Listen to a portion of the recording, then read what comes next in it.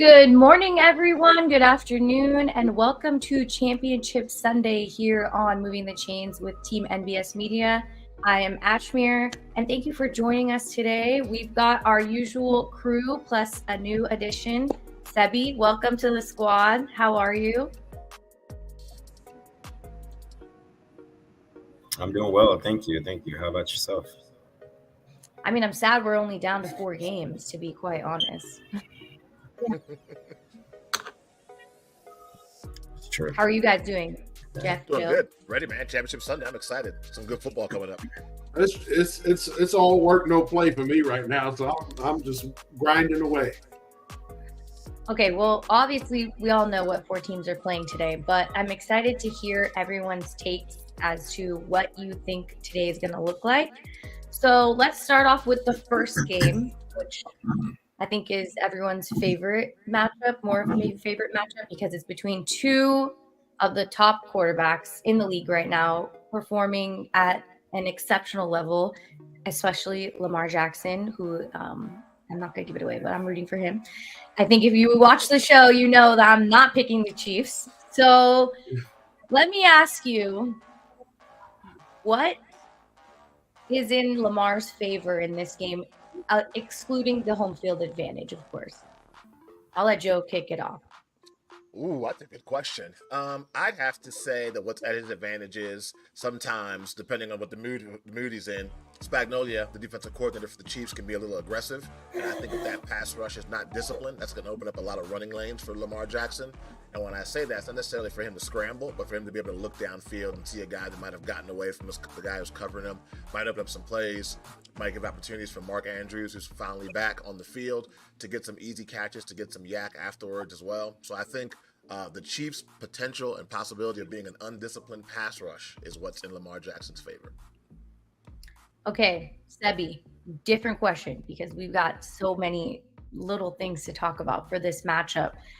The Chiefs' defense has been outperforming a lot of teams, and they're going up against a quarterback who is very mobile. Now, how did they figure that out and take over? Because we know once Patrick has the ball in his hands, dangerous things can happen. Yeah, absolutely. I think one of the things that the Chiefs offense can take advantage for, especially against a Fontaine defense like the Ravens, who are number 1 in sacks, number 1 in turnovers. I mean, they got ball hawks. I mean, from Roquan Smith and Patrick Queen to Kyle Hamilton on the secondary, and also some of the guys that they have up front. I think what Patrick Mahomes is going to have to do, he's going to have to get the ball out quick, because I would say take a playbook of what Tom Brady did in the Super Bowl in 2014 against the Legion of Boom. Get the ball out in less than 2 seconds. Pacheco, I think, is going to be huge in this game in order for the Chiefs if they want to win. Kelsey, they got to get the ball out quick, because if you let that pass rush and those linebackers play downhill and play sideline to sideline, forget about it. It's going to be a long night. So I think for Patrick Mahomes and Andy Reid, get the ball out quick. Run the football. It might not work. I would say, start with some screens, start with some wide receiver screens, get the ball out quick in less than 2 seconds. If they do that, I think that the Kansas City Chiefs have a chance. Okay, I just noticed both of you are wearing red. So is this like your pick? You guys are rooting for the Chiefs or something? No, I'm actually wearing my official I'm going with shirt. Everyone's like, no. I'm wearing my official Team NBS Draft Central. No, I'm going with the shirt. Ravens. I'm going.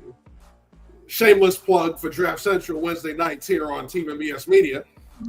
No, don't worry. We're going to be hyping that up entirely once these games conclude, because the draft this season, like we said before, is going to be definitely one of the most exciting. All right, Jeff, other side.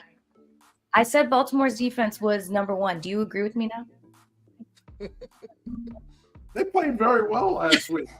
It also helped that they didn't make that game close in the second half like they did in the first half, where they looked very shaky in the first half. So I appreciate that. You appreciate Baltimore's defense. I appreciate their defense. I am not very trusting of it in the final 2 minutes of the game with a lead, I prefer that they go out there and do what they did last week.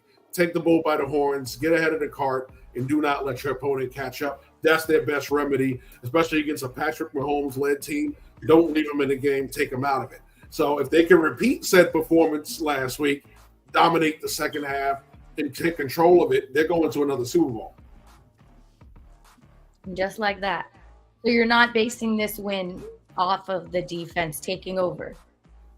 They played great in the second half. No doubt about it, against a very tough opponent.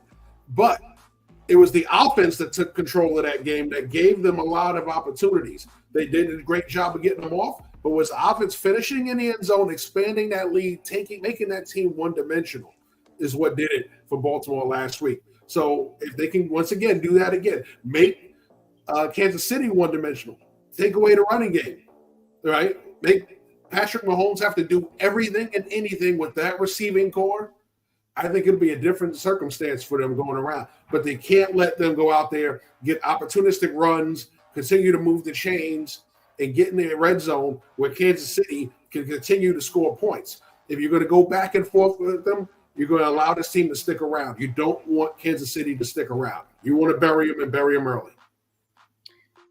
So based off of how Lamar is able to just take the game over entirely, it feels like he is his own one-man show a lot of these games. How can the Chiefs defense stop that? I think we're basing a lot off of last week's game, but beating the Bills is something that's like kind of in their DNA at this point, and they're on the road. So I believe that those are two factors that will be different in this matchup. And so I'm curious what your guys' thoughts are to that. Well, they almost lost that game. So beating them always isn't in their DNA, especially when they got beat earlier this year by said Buffalo team. Sure. I think what you're looking at was the matchup last week. The way they played that game was a different pace that they normally play against Kansas City. Yes, it was high scoring, but they did everything to slow that pace down. Both offenses were able to move at certain points in the first half. They did a better job in the second half of slowing that Buffalo offense down. But for a while, it was tit for tat offensively, where both teams were taking these long drives and moving down the football field. Definitely different from in the past, where both of these teams were chunk plays down the football field. You're not seeing that much this year from Kansas City. They're a lot more methodical. So they're allowing themselves to play to that defense because they can't do that consistently, getting the chunk plays. When they tried that to start the season against Detroit, they struggled. All right, so what they found out is if we become more methodical, pick out shots down the field, we're a lot better offense than we are playing when we had Tyreek Hill.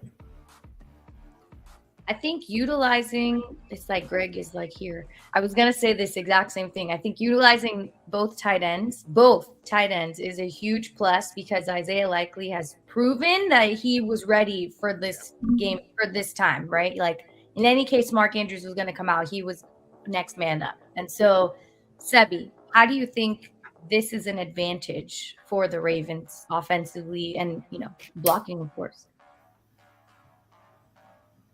Oh, absolutely. And that's why I'm picking the Ravens to win this football game. Once they announced Mark Andrews is full throttle and he's ready to go, that changes everything because now you have to rotate coverage to Mark Andrews, who is Lamar Jackson's security blanket. And that opens opportunities now for Zay Flowers, Bateman outside. And then you never know. This might be a game where Odell Beckham has a welcome sight. So I think this changes everything. And then not only that, Isaiah Likely as well.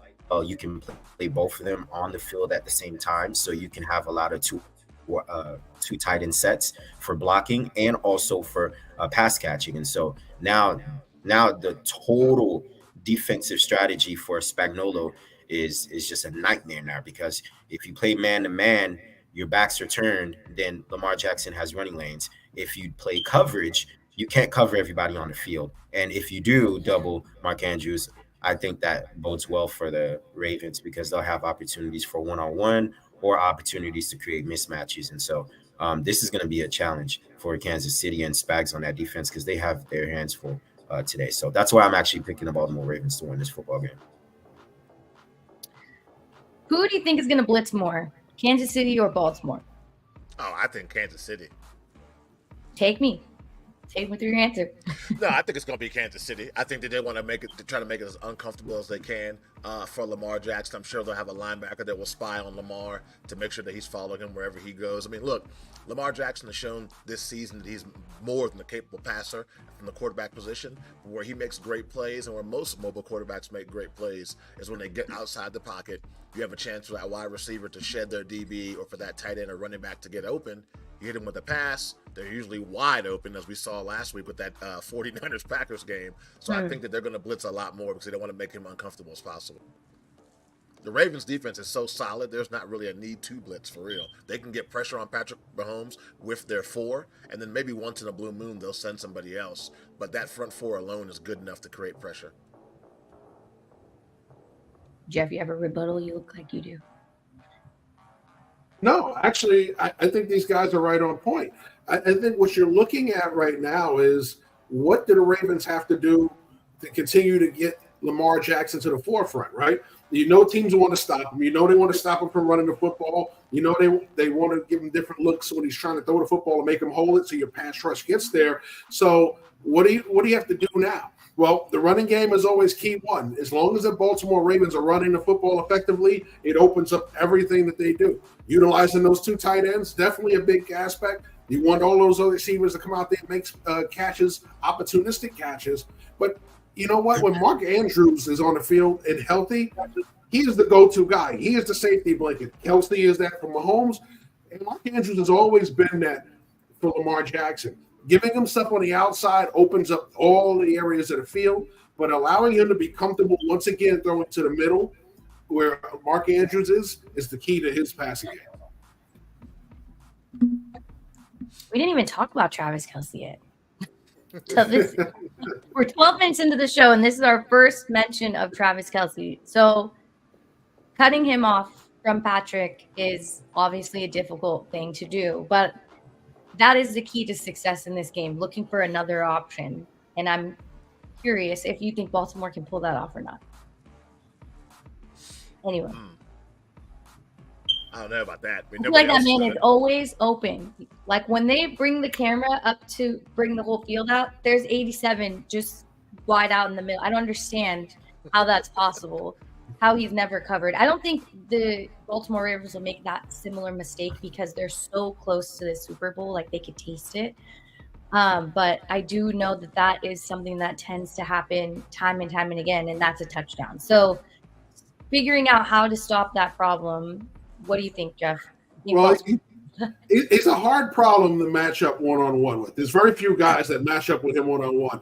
If you put a smaller, better covered DB on him, he's going to be too big for him. You put a safety or a linebacker on him, he's going to be too crafty for him. So he's a hard matchup one-on-one. So you try to bracket him, right? You try to use somebody buzzing over the top, somebody buzzing over underneath.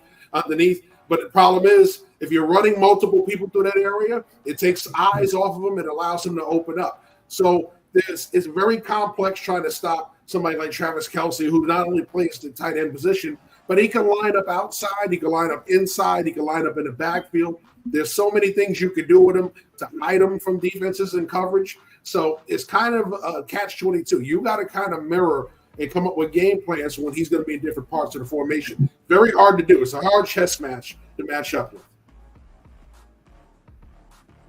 Yeah, he's just so big. He's big. He's fast. Do you put a linebacker on him? Do you bring a safety down? And if you bring a safety to cover him, now you're opening up somebody else's opportunity. My question for this game offensively for the Kansas City Chiefs is this going to be one of those games where they regret not having a legit number one wide receiver? I know people have been stepping up. Rice has been incredible, actually, in my opinion, these playoffs. And, of course, Travis Kelce. But you got to hope if you're the Kansas City Chiefs, don't let this be one of those games where people get a case of the drops. Is the moment too big for some of these guys? Because if they are able to slow down or even shut out Travis Kelce, who else from the Kansas City Chiefs, passing-wise, is going to step up and make some plays? Sheby, you want to sort of round it out? It's I think what Baltimore is going to do is they're going to start off with Kyle Hamilton. Kyle Hamilton is 6'4". You don't really see a lot of 6'4" safeties ever, really. So he has the height, and he's a big and physical corner like a Cam Chancellor. The only difference is he can cover, right? And so I think he'll you'll see that matchup on Travis Kelce. They'll probably switch up and put Patrick Queen sometimes, maybe try to double him, maybe put some high-low coverage, maybe play quarters on Travis Kelce. But I think you'll see Kyle Hamilton be the matchup that goes with Travis Kelce, and we'll see if Patrick Mahomes attacks that or if that opens up opportunities for some of these other guys. But I think it's going to be a really interesting chess match with what Andy Reid and Patrick Mahomes does against this team. So it's going to be fun to watch for sure. You and Greg are on the same wavelength right now. Talking about the same players. All right. I think we've discussed enough of that, of how much this could go down. I think there's just so much to break down when it comes to these teams, especially because of how perfectly the Ravens have been playing, but how strategic Patrick Mahomes is, and he just figures it out all the time. So it's just annoying. Okay, we're going to talk about the afternoon game. We've got Niners and Lions, and last week, the Niners were bad in the rain. Everybody can quote me on it. Make us t-shirts saying Niners cannot play in the rain. The California teams are just not made for that weather. All right. So luckily today it's going to be a nice 70 degrees in Santa Clara. It's like humid out there. The weather is nothing like it was last week. And we've got the Lions coming in to possibly get, like this graphic says, their first NFC champion game since 41-10 in 1991. So this is a big moment for the franchise of the Lions, but I think it's even larger in the scope of what the Niners have been trying to accomplish the past 5-6 years with their strong defense, with their offensive weapons, and just figuring out how to get everybody together and getting to that Super Bowl once again. So Debo's active. But last week, I think everybody really harped on Debo taking the cake for the Niners, and that was the complete opposite. The guy only played 3 snaps. So now he's back. How much do you think Niners utilized him with that shoulder injury? Joe, I think you were a Debo squad high last week, so let me know. I think they're going to use him in spots. I mean, I think the team and Debo are saying all the right things. There's no limitations. He's going to play 100%, not going to be slowed down. I think that's all smoke and mirrors. I mean, obviously he'll get a shot before the game, I'm sure, like most football players do. But I think they'll pick and choose their spots when they use him. I think that last week you saw some guys in that team step up and make plays when they were needed to be. So, I mean, obviously having Debo is a great advantage, but they showed last week we can win without him as well. So I think you'll just see him in pick and pop spots. I don't think he's going to be used as much as he usually is. Oh, sorry. I forgot I took you off the screen. All right. So that is a big key factor here. Brock Purdy was talked about all week, right? Bad play, not a great QB. I was yelling at the TV specifically because he was never rolling out of the pocket until finally in the fourth quarter, he realized like he had the space to do so. Do you think that will be a major key to success against this Lions defense that's charging at him? Because there's no mercy going to be shown in this game for Brock Purdy. Jeff? I think he's going to have to get the ball out quick. I think he's going to have to do certain things that Kyle Shanahan loves to do, which is this kind of motioning people in the matchups that are going to provide opportunities for him. I think with this pass rushes, it's all about that front four.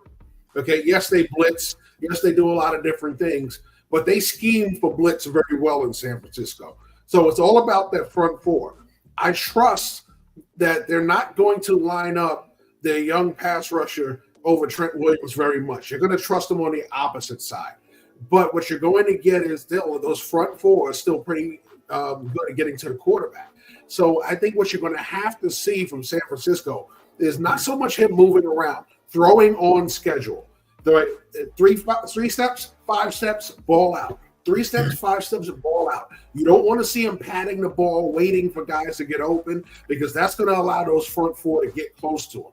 Okay, he's not a great escape artist anyway. He did a great job of getting away last week when things broke down because they were hyper aggressive up front with Tampa Bay. They're a very blitz happy team. But what you're going to see with him is going to be you're going to have to see him be able to throw on schedule, be clear and concise with his reads. If he misreads something, that's going to be a mistake. But the best thing they can do is attack this secondary. Okay, we know Detroit secondary is not the greatest. We saw it last week. They have their issues. Okay, so they can be beaten in the secondary. The main thing is if you're throwing on schedule early, you don't have to worry about those guys getting to you. If you can read the blitzes coming, like I said, they're very good at scheming for that. I think they'll be fine when it comes to the blitz part. But overall, with four-man pressure, if you can get there with four-man pressure like Philadelphia did last year, you give San Francisco problems. If they can hold up and stay on schedule versus their four-man pressure, they'll be all right. All right, Sheby, who do you think is the most key player for the Niners offensively? Like, who is going to be that game-changing, playmaking person on the field today? I think it's going to be the other man outside of Debo. I think it's going to be Brandon Ayuk. I think he's going to have to be the one that steps up. I remember the first game of the season against the Pittsburgh Steelers. I mean, this guy came out of nowhere and lit them up. He had 2 touchdowns. He's been the forgotten man in the offense. You know, they got a lot of tours to play with on that offense. You got Christian McCaffrey, Kittle, you've got Deebo Samuels. So they've got a lot of weapons. But I think Brandon Ayuk is going to have to be that guy that steps up, especially with Deebo not probably 100%. I also think a lot of attention are going to be in the other guys. And so Ayuk, if he can attack that in a very favorable matchup in that against the Detroit secondary that just, you know, they're just pedestrian. So I think Ayuk is going to have a big game today in order for San Francisco to have the chance to play in Vegas next week or in 2 weeks.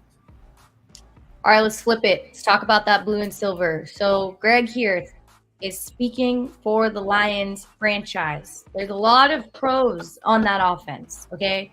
David Montgomery and Jahmyr Gibbs splitting is a beautiful thing to see. Amon St. Brown, same thing. It's almost like a Brandon Ayuk kind of comparison in the sense of that guy is explosive. Yeah. Niners defense is not forgiving, but last week they did not do that well in the first half. It was a disaster. And I think if they fall asleep in first quarter alone and, you know, allow the offense to explode somewhere of that sort, it's not going to be easy to crawl back like they did against the Packers. So who is the most lethal first off for the Lions offensively? And then how are the Niners going to take over in that sense? Jeff, you kick us off. Well, it starts with Amon-Ra St. Brown, right? If Amon-Ra St. Brown is allowed to find the spots, allow this offense to make some big plays down the field, it opens things up for Sam Laporta. It opens things up for that running game. We talk about those 2 dynamic running backs who are big play runners. Montgomery can hit you with a lot of subtle but big plays. Those 5 and 10 and 15-yard runs all set up other things in this offense. And then Jahmyr Gibbs is your home run hitter, the guy who's going to hit you with speed up the middle and outside. So by having Amon-Ra St. Brown finding plays down the field, getting big plays in the secondary, finding plays in the red zone, so you don't have to go for those quick 2, 3, 4, trying to score from the 2 and 3 yard line. You can have Amon-Ra hit you from the 12. You can have Sam Laporta hit you in the red zone from the 10 on out. So these are things that open up, but it starts with Amon-Ra St. Brown. When he wasn't in that offense at times, you can see how it kind of slowed things down. Jahmyr Gibbs, we know how good he is. But also we have other receivers that come into play making plays down the field. Young receiver from Alabama, Jameson Williams, is another one who comes in and creates over-the-top ability. So there are guys in this offense who all feed off of Amon-Ra St. Brown. I guess I'll be the apologistic guy who apologizes for the Niners defense. I still think they're the best defense in the playoffs. And I think, to give Ashmere credit, the rain, man. How many big plays did the Packers have in that first half where you saw Ward slipping or Fred Warner slipping and falling or Greenwall slipping and falling? I think with it being a picture-perfect day, we're going to see the real 49ers defense. I think they're more than capable of covering the Lions receivers. I think they'll have a hard time stopping this Lions run game because the Lions have one of the better offensive lines in the league. So stopping the running game is not going to be an easy thing to do, but it could be possible. And I also got to say, where where is this guy that they got from the Washington Commanders? You brought him in and traded away picks to get him. You teamed him back up with Bosa, Chase Young, and he hasn't done anything at all in the playoffs at all. I saw him playing a lot of plays from the back end last week. When the play was almost over, I saw him come flying in and falling on top of people. It's time for him to really show up and show out, because I think Penei Sewell will do a really good job against Nick Bosa. That's going to be a great matchup to watch. So Chase Young, this is your moment, man. I mean, you're literally a game away from the Super Bowl, and I think it's a chance for the 49ers defense to kind of show everybody what they're really about, because last week, like you said, the first half and even parts of the second half were just really, really sloppy. I'm glad you brought him up, because when they showed him on the TV, I believe like in the third quarter last game, I was like, where's this guy been? He hasn't made any explosive tackles. I don't understand why we haven't heard his name be called out, like, and another Chase Young. Like, this was why we brought you here, bro. Like, it's time for you to show up. So that's a great point. And I really think that if he doesn't do anything today, that's a really huge disadvantage. Yeah, for sure. And a waste of the picks. Yeah, Sheby, go ahead.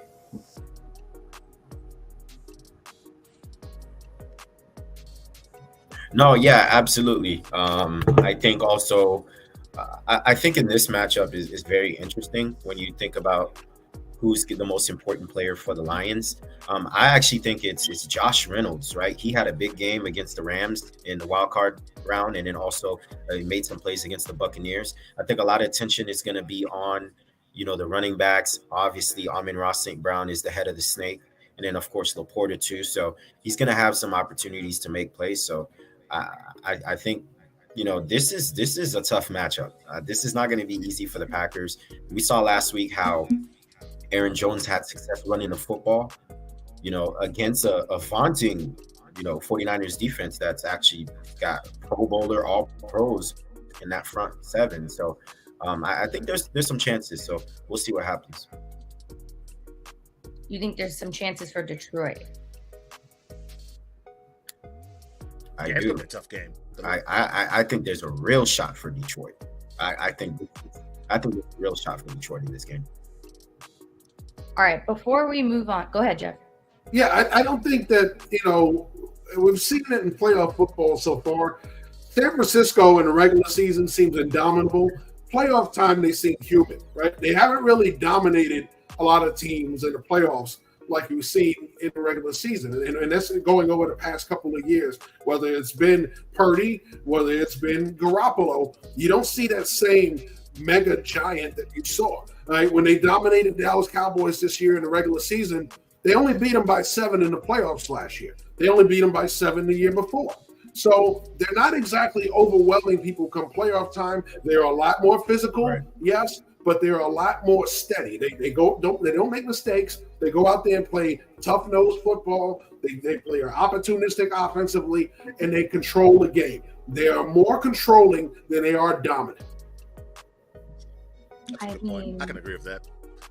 They have a lot And more if to they lose. fall too. behind I was second on that. Oh, yeah, I would. Go ahead. Yeah, I would second on that what Jeff said, just because I was second on that on what Jeff said, just because of the fact that we've seen this year when teams get physical with the 49ers, they have problems. The Ravens did it, they lost. The Browns did it, they lost. They played the Vikings when they had their early winning streak. They lost, right? So some of these teams, when they get really physical with the 49ers and then they force Brock Purdy to go through his progressions to progression 3 or 4. His first and second, he's deadly. If you force him to go through his reads, that's when he starts making those, 7th round and rookie mistakes. So, and you're going against a team right now that they can run the football. They've got some nasty guys on the offensive line that just want to punch you in the mouth. They're an elite offensive line, and I think this is going to be interesting, kind of like what Jeff said, because when teams play the Niners, especially physical teams, we've seen them be vulnerable. So they haven't been the same team, like you mentioned, in the playoffs, and so I can second to that. It's going to be interesting to see how they match up with that physicality. All right, before we – oh, go ahead. Well, now, the one thing I hope doesn't happen with the 49ers, I hope they don't get too tight. Because, I mean, you got to remember what's on the line for what's at stake. If Detroit goes to this game and Detroit loses, it's still a feel-good story. We were at the bottom of the league a few years ago, and we were one game away from the Super Bowl. You got to figure they're going to make some moves in the offseason to improve their team. If you're San Francisco, this is a serious go back to the drawing board. I mean, all the money you have invested in different positions, whether it's defense and offense, you brought in Christian McCaffrey thinking he'd be the missing piece. You got rid of Jimmy Garoppolo. You got rid of Trey Lance. If you still can't make it to the bowl, there's a lot on the line more for San Francisco than it is for Detroit. So I just hope if this game is tight and there's a lot on the line, that the Niners don't get too tight and you get that bad play where somebody has a ball tip off their hands and it's picked off, or a fumble. The 49ers have a lot more to lose than Detroit does today. We didn't even speak on the key running back at all. And I think that is going to be a huge advantage that we're tiptoeing around here. Because Christian McCaffrey was the savior of last game. And I believe that they are very dependent on him, which is a pro and a con, because that gives defenses the opportunity to figure out CMC's in the backfield. We know what's coming, right? And that's a disadvantage to the 49ers offensively. So I think utilizing Ayuk, George Kittle was also a huge plus last week. I mean, he did have a couple bobbles that made everybody freak out, but I do think that those three combined can really help. And Brock just not getting in his head. You could tell that he was in his head last week, right? Like it was like I was watching a high school football quarterback at one point, because it just felt so uncertain. He was throwing the pass to the ghosts of downfield. And I feel like that is something that can really, really hurt against the Lions team that everybody is hyping up here. So I feel like I can tell where everybody's guesses are going. So before we move on, I have a couple questions for everyone about all four teams. So I want to know, first off, who is your favorite quarterback of all of the matches today? Well, for me, it's Lamar Jackson. Here's a young man that I remember watching during the draft process, evaluating him, watching the different, reactions that many analysts had. Oh, he's not a quarterback. He's ultra raw. I don't know if he'll ever be an NFL quarterback. And here he is on the precipice of a Super Bowl. Okay. And we're saying that because he isn't a game manager. He's not out there handing the ball off and then throwing in key situations. He is the linchpin of this offense. There's no other replacement for him in this offense. When he goes out there, he makes it dynamic. We've seen it over the past few years. Yes, the Ravens can win without him, but they can't win in the playoffs without him. All right, they are the team they are because of Lamar Jackson. So to watch his career go from this kid who a lot of people questioned about being a quarterback in the draft to being the quarterback of the franchise on the verge of a Super Bowl is fulfilling. It's a beautiful answer, because I am also picking Lamar Jackson. So everybody else, give me your answers. Oh man, it's tough. I mean, I love Lamar Jackson. I think that, like what Jeff said, what he's done as far as not just shutting up the critics, but just for himself. I mean, we remember the interview when he got drafted, talking about how it didn't matter what happened the day before. What mattered, he was a Raven, and he promised they were going to get a Super Bowl out of him. I just saw that clip yesterday on social media, and here he is, a game away. But with all that being said, I just can't go against my guy, Patrick Mahomes. I just think that time and time again, he's thrown up against the wall. You have no receivers. You can't do it. He gets it done. He can't play on the road. Oh, it's going to be cold, as if it doesn't get cold in Kansas City. And yeah, they didn't crush the Buffalo Bills, but they won the game. And he made plays when plays needed to be made. So I got to stick with Patrick. If Lamar wins, I will not be upset in the least, because I think his story is one of the better stories I've seen in football the last couple of years. But as far as my favorite quarterback that's still left, yeah, I go number 15. All right, Sheby. Lamar Jackson Jr. And I'm not biased because I'm from Florida, and obviously he's the South Florida guy.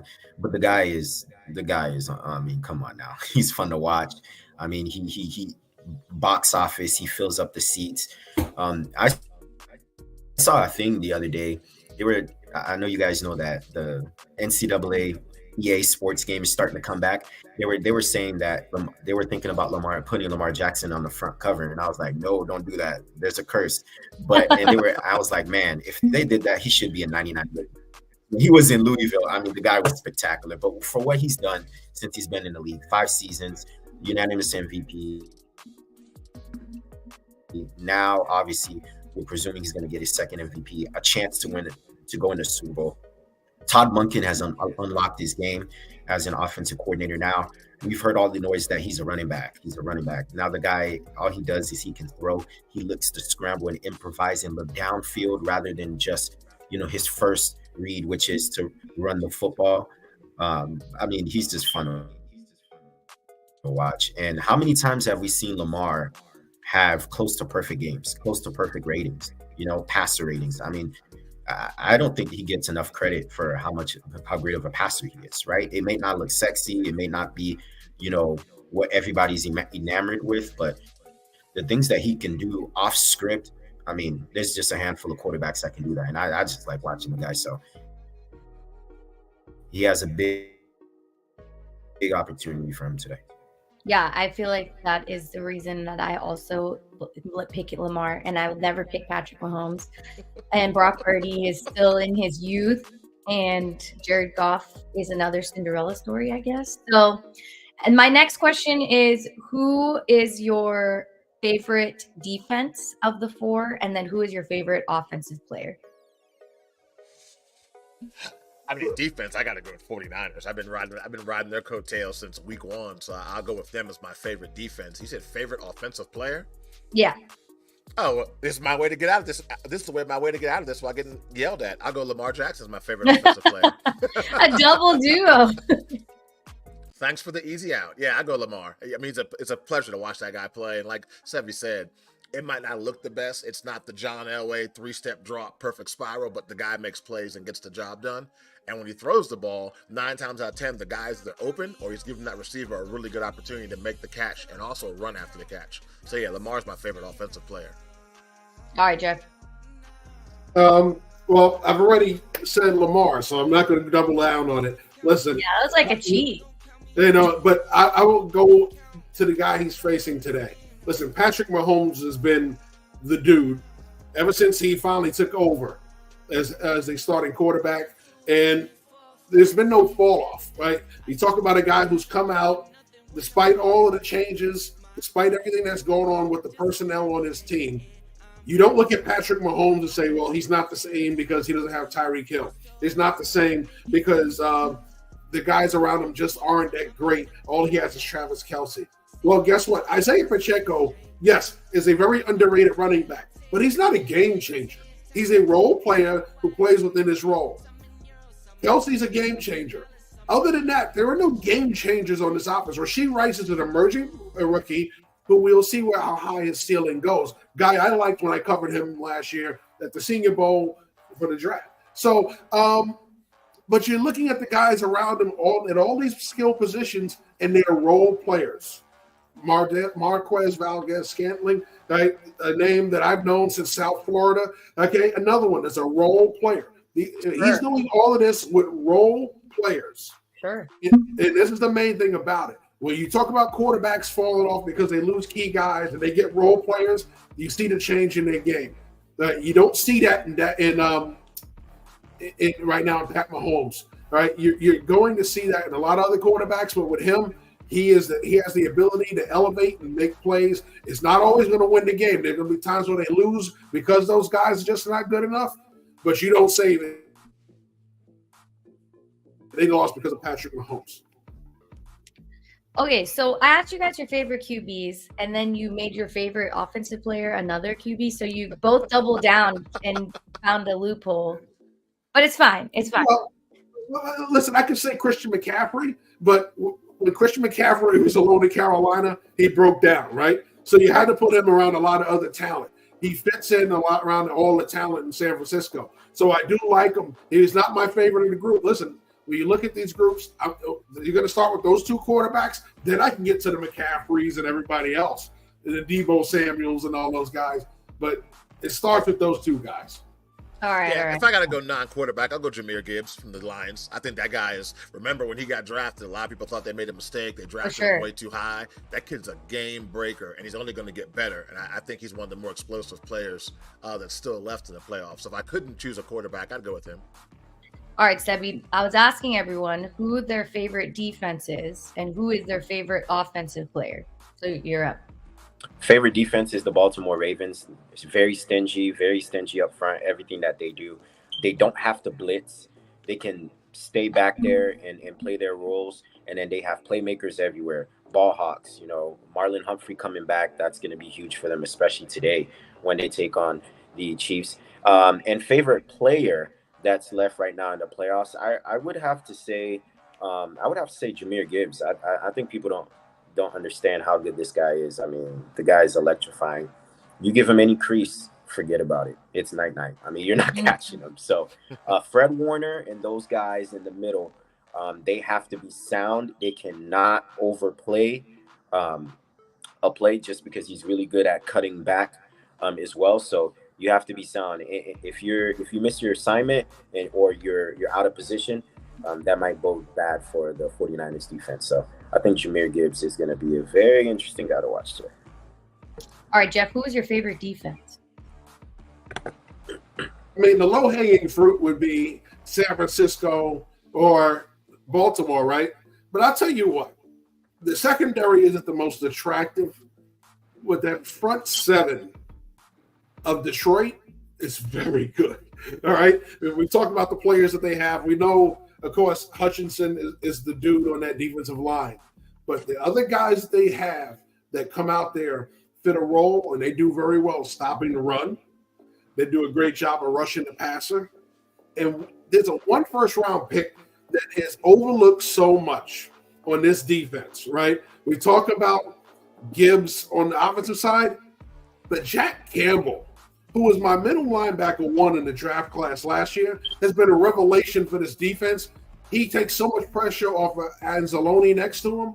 He allows them to play with two linebackers most of the time so they can play a lot of nickel, and they still stop the run. We've seen teams like Dallas go out there with nickel and get run on, not Detroit. Detroit does not get run on like that. Okay, so last week was one of the rare occasions you saw a guy go for 100-plus yards on him. But this is one of those times where you look at Detroit's defense and go, this is a team that can't run the ball. Okay. I like that. I think I'm going to say my favorite defense is the Baltimore Ravens, and offensive player will stick to Brandon Ayuk because I think he is underutilized and he can really change the game for the 49ers when given the opportunity. All right. Should we just rapid fire who we think is going to win? Boom, boom, boom. Sure. All right, Jeff, go first. Of course. Well, we're starting on the AFC side. I'm going to go with Baltimore. I'm taking them to knock off the Chiefs today. Also on the NFC side, give me San Francisco. Okay. So before we go to everybody else, did you guys see all of the videos of people saying they went out somewhere and they saw posters saying, come to the Super Bowl party, Niners, Baltimore? Were you guys able to see that? Yeah, I did. Yeah. Okay. Yeah. I feel like that is a glitch in the matrix because why is there promos at Dave & Buster's or cookie cakes for all of that? And if that seems to be true today, I feel like we all need to invest. Well, I don't lay any stock in the Dave & Buster's stuff. That's private promotion. However, people want to take something that graphic that came across the TV, make you go, whoa, what the heck is that? But then again, the NFL doesn't put that out. They throw out a lot of crazy stuff, but the NFL ain't gonna throw that stuff out there. There'll be other people that throw stuff out there. If they're great at foreshadowing, good luck to them. But I can tell you, a lot of guys with pop tendons can tell you when the people say this is scripted, they'll tell you otherwise. All right, your turn, Sheby. I'm taking the Baltimore Ravens, obviously, on the AFC side. And then in the NFC, I was very tempted to take the Lions, but I'm going to stick with the 49ers. I just think this is their fourth time in the last 5 years. They're the more veteran team out of these two teams. I think that, and at home. So if they don't get the job done, then I don't know when they're going to get the job done. So, I'm going to stick with the 49ers and the Ravens on a rematch. All right, Joe. I'm going to go Ravens and Niners. I kind of wanted to pick the Lions because I think they just match up really well against the 49ers. But like Sevy said, I mean, come on, 4 times in a row. You've done pretty much everything you could possibly think of to make your team get over the hump. If not now, then when, 49ers. So I go San Fran, Baltimore, and a rematch, but this time in Vegas, the lights won't cut off. Yep. And for the Chiefs-Ravens game, do you put it to be a close score or just as close as last week, right? Oh, yeah. Yeah, this is not going to be a blowout. No. Yeah, absolutely. Andy Reid and Patrick Mahomes have gotten blown out once, and that was in a Super Bowl against Tom Brady. I mean, they don't get blown out. It's going to be really close. I actually think it's going to be low scoring, right? I think both defenses are going to be prepared. A lot of people are talking about Lamar and Patrick. I get it, but I think both defenses are going to be X factors in this game. So I see a close and low scoring game. All right. Before we close out the show, we need to talk about the coaching carousel that has happened since our last show. There have been a lot of coaches who have been hired, a lot of people that have been moved to different teams, and 2 head coaches that are still floating out there that people are talking about. Where are they going to go? Are they going to get signed? Is their time done in the NFL? So I want to hear how you guys feel about the Chargers signing, first of all. Joe? I mean, as a Michigan fan, of course, I'm heartbroken to see Jim Harbaugh go, but at the same time, I think if there's anybody that can get that organization right, it's going to be him. I mean, he's proven he's really good at building teams. I think if you're Justin Herbert, you probably cried yourself to sleep out of joy when you heard that signing happened. So I think the Chargers got it right with Jim. I think he'll get a solid offensive coordinator, a solid defensive coordinator out there. They'll be a much better football team next season. Okay. I don't know if anyone else wants to comment on it. I think it's a pretty I'll let Sheby go first. I think they hit jackpot. You know, the Chargers are a team that or franchise that they get the name that they're soft. They're like cupcake. You know, they don't really do anything. Oh, it's just the same old Chargers, Phillip Rivers. You know, they're just a cursed franchise, and they need somebody like Jim Harbaugh, right? To be the owner not the owner, to be the GM and the head coach, you know, so he can pick the players that he wants. He's going to make these guys more physical. He's going to toughen up these guys. He's going to make Justin Herbert, you know, mentally tough. He's going to get the best out of these players. And there's no better guy that knows how to build and structure a football team than Jim Harbaugh. So they hit jackpot. So I love the signing. I hope you're right, because I think Justin Herbert has really been just at a loss in that entire franchise, and he's running out of time. All right, hit it, Jeff. Well, I think this is the best scenario that he could dream of, because you have a team that's already in place that has a lot of pieces. He's the guy that's going to come in. He's going to change certain things around. He's going to make that team more physical up front. He's going to bring in a different kind of running scheme, not so much the slashing aerial attack, but more of a grind it out, play off the play action, not have my quarterback do it all kind of mentality. Mm-hmm. So that's going to work to their advantage. Defensively, he loves odd fronts. He likes to run 3-4s and variations of it off of it. Well, guess what? They ran a 3-4 for the most part last year. You have 3-4 personnel for the most part. So most of that's already there. So he comes in with a team that has a lot of the pieces that he wants. It's a better situation than he came into in San Francisco. And I think it's going to be a situation where he's going to get this team up a lot faster than people think. Okay, I don't think we need to go. Mr. Greg, calm it down. I was going to say, I don't think we need to go too deep into that, because we don't know the truth. Get over yourself. Sorry your team's not good. Sorry Notre Dame's not good. I was also going to say, I don't know if you guys want to talk about every single signing, or is there a specific coach you'd like to cover? Well, I can tell you one thing. If you look at that graphic, all right, 3 of those coaches are familiarity hires. Mm-hmm. 3 of the 6, right? You look at Antonio Pierce, Gerard Mayo, and, of course, Raheem Morris. Yes. Right, Raheem Morris coached with the Falcons before under Dan Quinn. He was the interim coach when Dan Quinn got fired. They were familiar with him. They passed over him.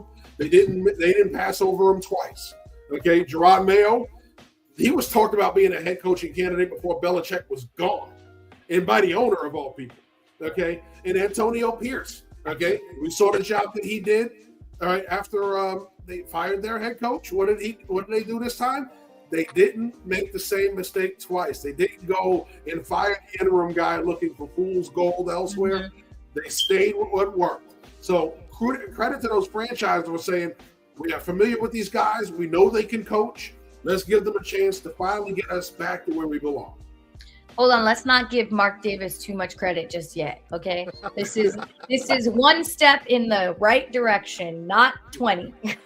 Well, as far as getting the head coaching thing right, he finally got it right because he's swung and missed on way too many recently. Yeah, that's what I'm saying. He might hear this in a glimpse of the conversation and get all fluffed up, okay? There's 2 championships for a different team, and it ain't the Raiders, okay? Who else would you guys like to talk about? I kind of think I kind of piggyback what Ashmere said. It's not the biggest step, but it's a step. The NFL seeing more black head coaches getting hired. I think seeing Raheem Morris get a second chance is something. If you told me that 5 years ago, I would have laughed in your face and said, no, most black coaches get one opportunity, and if you blow it, you won't get a second chance. So to see him get a second chance is awesome. I think that Robert Kraft in a place like New England, whether it's true or not, we know what the history of the New England and Boston area is when it comes to African Americans in sports. And for him to just say off the break, I mean, it was literally the next day, this is my guy, he's my head coach, point blank period. That's a huge step for the NFL.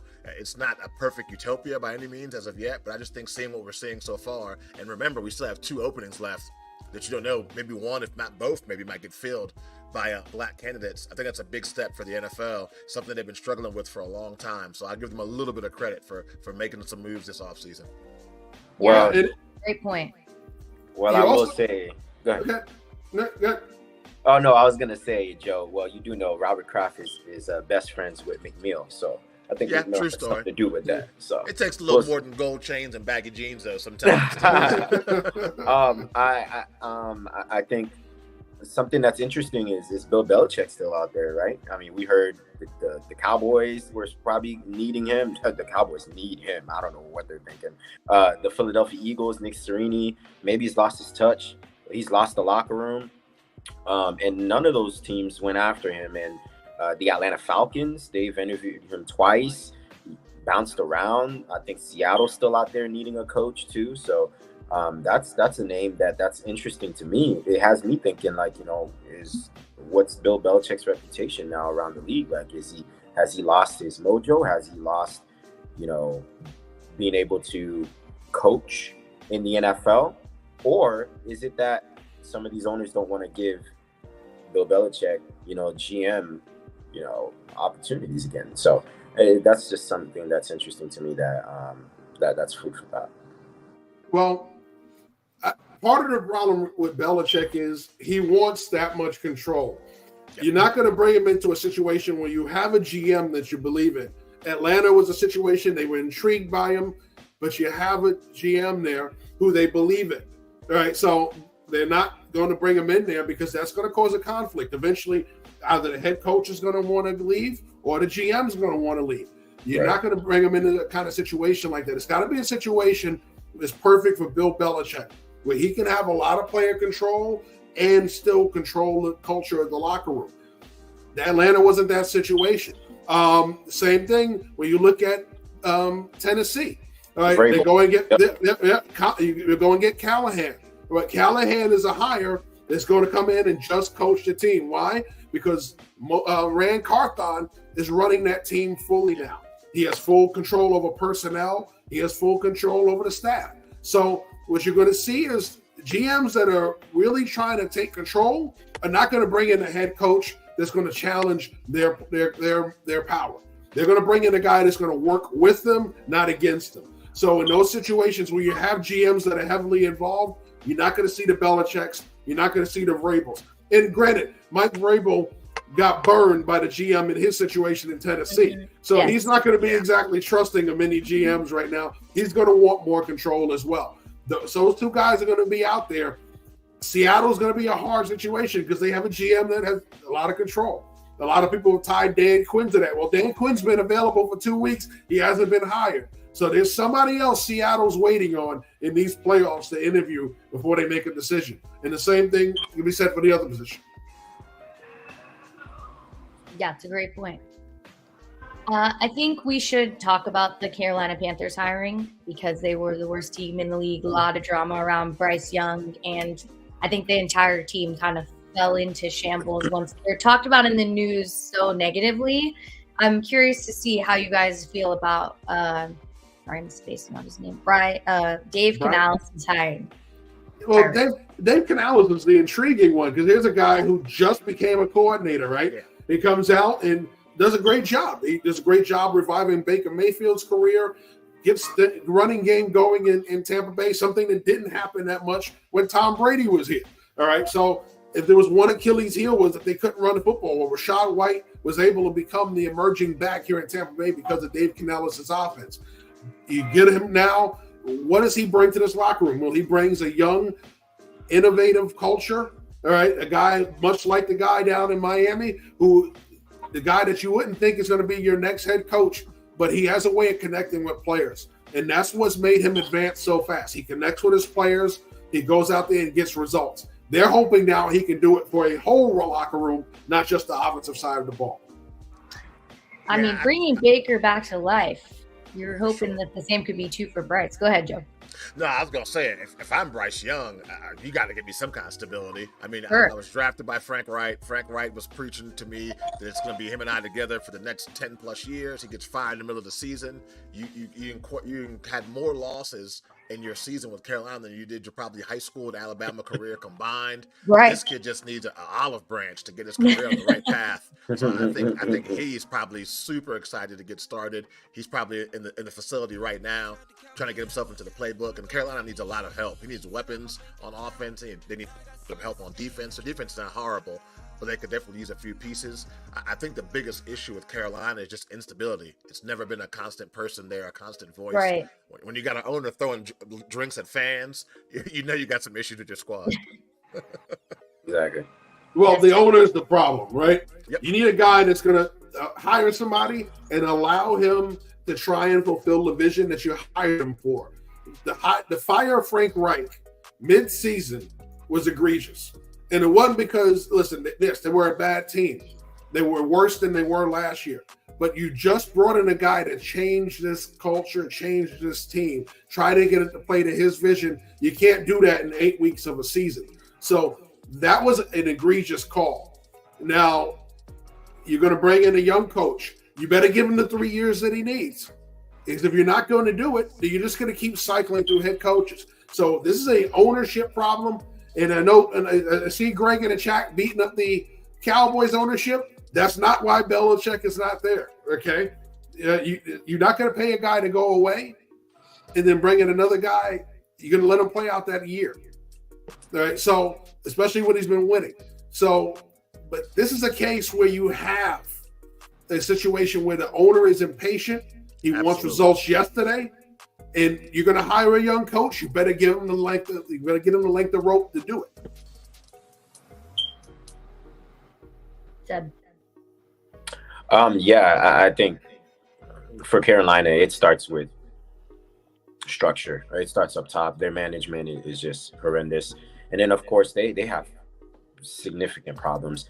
Last year, Bryce Young couldn't stay in the pocket. He was getting beat up. I mean, that offensive line, they just need to start drafting offensive linemen after offensive linemen, get him some skill position players. At this point of his career, for Adam Thielen, he can't be your number one receiver. They need weapons all around. So I think that Carolina they just needed to clean house. They needed a fresh new start. You got a bright young prospect, build around the guy, but protect the guy. You know, he's running for his life. And not only that, the guy is a miniature guy too. He's not the biggest guy in the world. So you have to do what it takes if you want this guy to last at least 10 to 15 years as your franchise quarterback. Yeah, I hope the Canales and Young chemistry, really shows in the summer and in the preseason and also in the draft. I think that just Bryce is aware of what he needs, right? And that's protection, like Sheby just said. So you're just going to see them trying to build up that relationship for the future and just help that franchise take off. So this has been a very fun show. I love talking about coaching because I feel like I learn something from everyone who's on the show every single time. We're going to have some fun games today. So everybody enjoy your Sunday. Thank you to the team here for tuning in, for everyone that's been in the chat. And we will see you for the Super Bowl and see who comes out on top. So be sure to like, subscribe, follow Team NBS Media on all social platforms. And let us know if we were right, if you agreed with what we said here, and if you picked a different team than the two that we picked, because we all unanimously picked the Niners and the Ravens to go to the Super Bowl. All right. Have a great Sunday, everyone.